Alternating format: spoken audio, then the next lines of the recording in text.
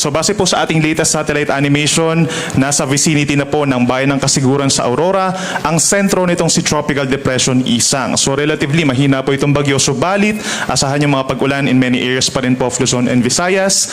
May taglay na hangin na 55 kilometers per hour malapit dun sa kanyang gitna at may pagbugso na hanggang 90 kilometers per hour. Kumikilos po pa westward or pakanluran sa bilis na 15 kilometers per hour. So hindi siya kabagalan, hindi rin po kabilisan.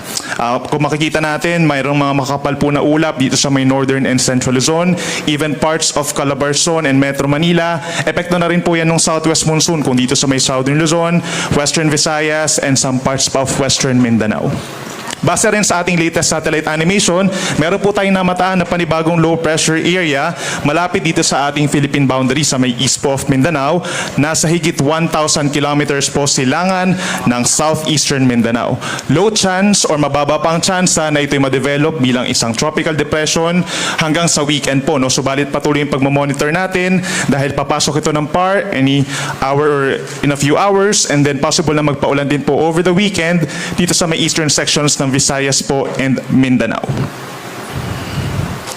Base po sa latest track po ng Pag-asa, inaasahang kikilos nga po sa mga susunod na araw itong si Bagyong Isang, westward or pakanluran. Simula ngayong tanghali hanggang mamayang gabi po, no, babagtasin nitong si Bagyong Isang, yung sentro niya dito po sa may northern Aurora and then the southern portion of northern Luzon.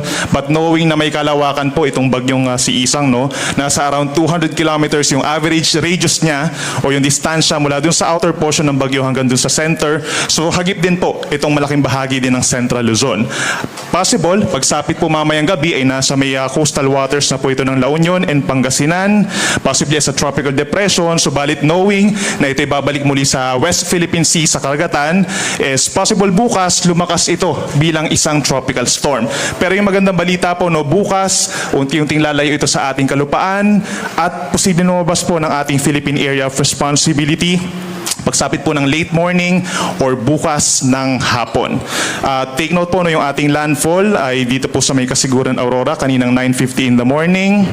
Kung mapapansin din natin, westward nga yung movement niya, possible na mag-intensify pa bilang isang tropical storm.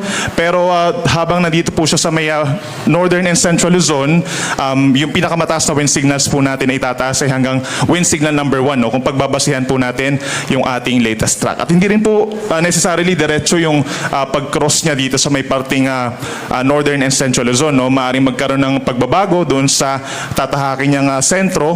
Meron tayong mga bulubundukin na lugar dito at relatively din po hindi rin kalakasan na bagyo.